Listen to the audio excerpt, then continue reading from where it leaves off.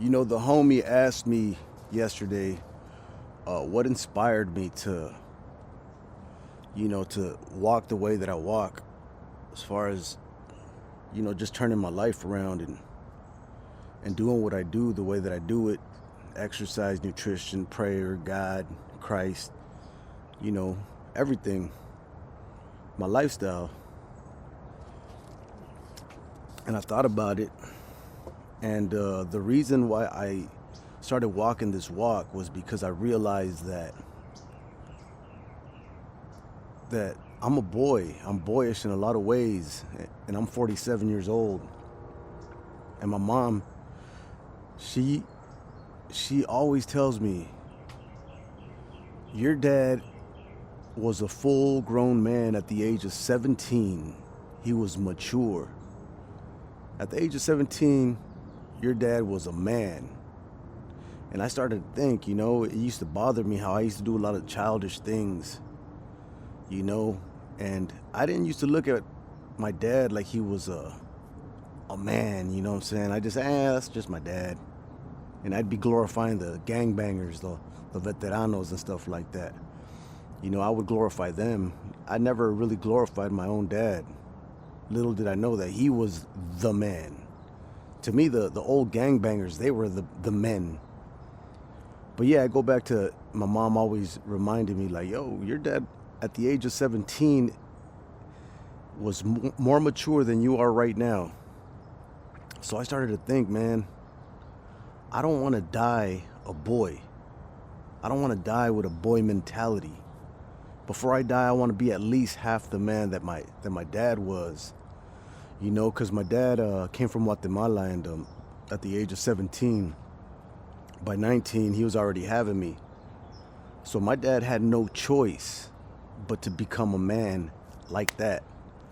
My dad was a man at 17. Like, my dad didn't have time to go write on a wall, hang out on a corner and smoke weed, uh, write raps. My dad had to swim or swim. Some people may call it sink or swim. My dad had to swim or swim. He had no choice. At the age of 17, my dad was already transitioning to be a man. He had no time for immaturity, you know what I'm saying? So I started to realize, like, yo, when I was like 37, like, damn, I'm still childish in so many ways. You know, I want to die being somewhat of a man. So I think that's what triggered me to get up off my butt and fix my credit and not be fat and start doing mature things. You know what I'm saying? Like, my whole life I was immature. I think a lot of us that grow up in the US, we grow up spoiled, so we have the option to not mature. A lot of parents that come from other countries, they come here and they hit the ground running. They have no time to go tag up a wall, like I said, hang out on the corner. you know um they had no choice. They hit the ground running. And I think that's one of the main things that triggered me to, like, yo, come on, Max, stop being such a boy. Stop blowing your money in stupid ways. Stop eating childish food. um so that's one of the reasons and inspirations behind. There's a lot of inspirations, but that's one of them. you know um even even the way that I treat my parents, because my parents kind of spoiled me, you know what I'm saying? So I would catch myself, like, childish. Like, my mom would tell me, "Go, Max, go throw away the trash," and I'll be like, "Oh man," like, man. Or my dad will be like, "Hey, Max, come help me move it." I'll be like, "Ah, man." And as opposed to honoring my parents, like, when my mom asked something of me, I should have just been like, "All right, mom, I got you. All right, dad, I got you." But I always do these little tantrums. And at first, I wouldn't really pay attention to that. But as I got older, after throwing these little tantrums, like, "Max, can you help me with this?" I'll be like, "Ah, man, oh, man." After I'd be like, "Oh," I throw my little tantrums. I'd uh, I'd be like, "That's some bitch ass shit of me right there, to not help the people that are willing to die and give everything for me."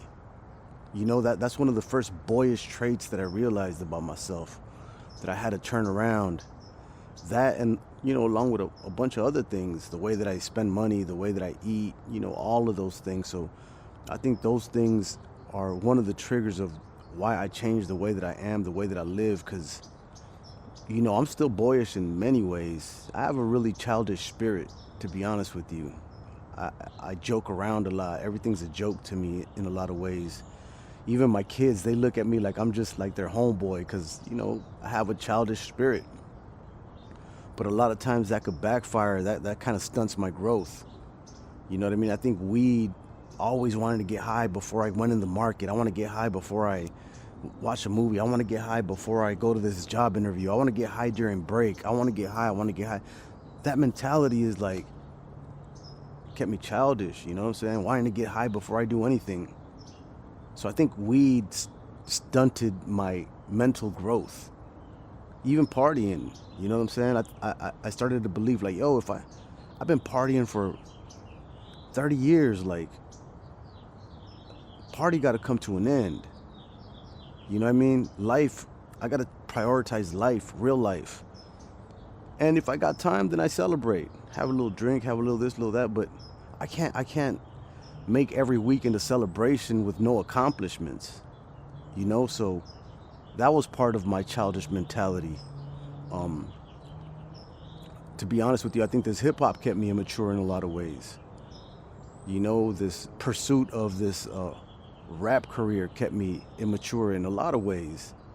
In a lot of ways it was beneficial, but in a lot of ways it was detrimental and stunted my growth, you know what I'm saying? So that's one of the main reasons why I started to change the way that I live. Cause like I said, man, I don't want to die a boy. I want to die at least being half the man that my dad is, you know what I'm saying? I used to look at my dad like he was, that's just my dad. And then the veteranos would be like, damn, they're cool. But as I got older, I saw the veteranos pushing a cart, smoked out, hair-oned out. And I look at my dad, I'm like, yo, my dad owns a home, came here with nothing, retired with a pension and a home that he owns and, a family. So I'm like, I was looking at the wrong people to look up to. The whole time, the person that I was supposed to look up to who was right in front of my face. I thought that the things that my dad would tell me before I left the house, I thought, shut up, that's corny. Come on, Papa, you're going to end up dead or in jail. That's corny, shut up. And as I got older, I began to realize that the truth has been packaged in a sheen and a veneer of corny and cheesy so that you don't want to touch it. So that the youth, that's corny, that's cheesy. It's been weaponized so that we don't want the truth.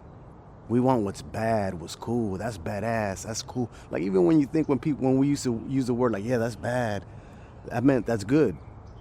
You know what I'm saying? So I had to sort of unwire and rewire my brain and unplug stuff and replug it back in to understand maturity. And I had to admit a lot of things to myself that hurt, that I didn't want to admit to myself. Like at one point I was from a gang, and it took me a long time to realize like, yo, I wasn't no gangster. I was pretending to be a gangster. I wasn't built like that. My dad wasn't a gangster. My grandpa wasn't a gangster. I don't come from that lineage. My dad was chill, hardworking, responsible. So I was going against my nature. And it took some time for me to admit, like, yo, I'm not gangster. Fool, I'm just a foolio, I'm fooling me, the foolery. Still I'm tapped in and managed to drop all this jewelry. Till I'm tapped in and managed to drop all this jewelry. Till I'm tapped in and managed to drop all this jewelry.